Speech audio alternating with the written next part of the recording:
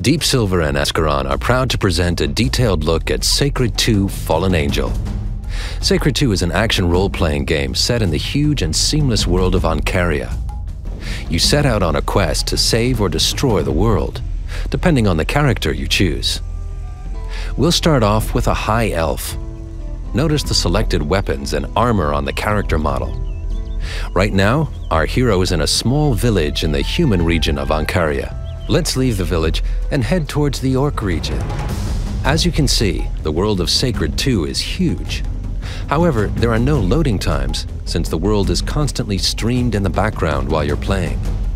There are a variety of regions, each inhabited by a unique race. Some of them are friendly, others aren't. Let's talk about the controls. A lot of effort went into developing a control scheme that feels comfortable right from the moment you pick up the controller. For example, with the symbol buttons, you can activate different weapons, combat moves, and spells. Weapons and actions can be assigned freely. Your potions and the God spell are activated with the digital pad by pressing the assigned direction, and you will use your healing potion to take care of your combat wounds.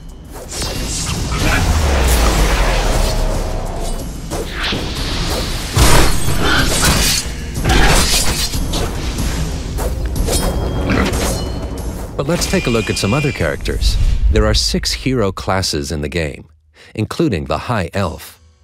The other 5 classes consist of the Seraphim, who's pure of heart and protects the world of Ancaria; the Shadow Warrior, an elite warrior who's brought back from the dead; the Dryad, a master of hunting, who uses the strength of the forest to conquer her enemies; arrogant and selfish, the Inquisitor has no interest in anybody's fate but his own; the Temple Guardian, mechanically enhanced and one of the oldest beings on the planet. Now we're going to select the Shadow Warrior. As you can see, every hero class has their own distinct weapons and armor. Let's accept this quest here, which wants us to kill 40 inhabitants of the Kobold village and the Kobold chieftain himself. Besides the main storyline, there are hundreds of side quests. If you decide to accept all these quests, it will take you approximately 20 to 30 hours to complete each of the 2 campaigns. Depending on your skills, you can also choose one of the 5 available difficulty settings. As you can see, there's a quest arrow on the mini-map which leads us to our active target. We'll skip the walk to the village and jump right into the action. This is the Kobold village. Remember that we need to kill 40 kobolds plus the chieftain to complete our active quest. Luckily, we can summon some ghostly allies that help us defeat the kobold warriors and their chieftain.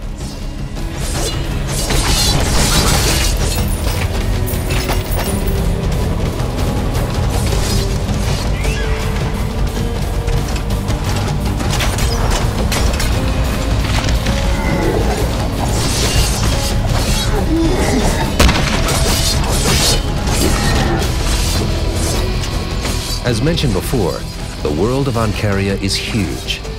You can discover hidden caves or dungeons everywhere along the road. Just keep an eye out. There are 2 layers on the map. One, of course, depicts the upper world. The other layer shows us the web of dungeons that are beneath the surface. Some of them can go even further underground, expanding on multiple levels. Here, we've just discovered a dungeon and head right into it.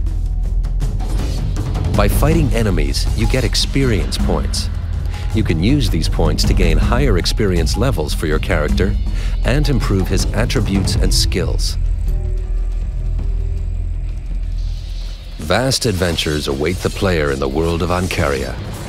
What you just saw is only a small excerpt of this epic game. What are you going to be? Good or evil? Savior or destroyer of Ancaria? The choice is yours in Sacred 2: Fallen Angel.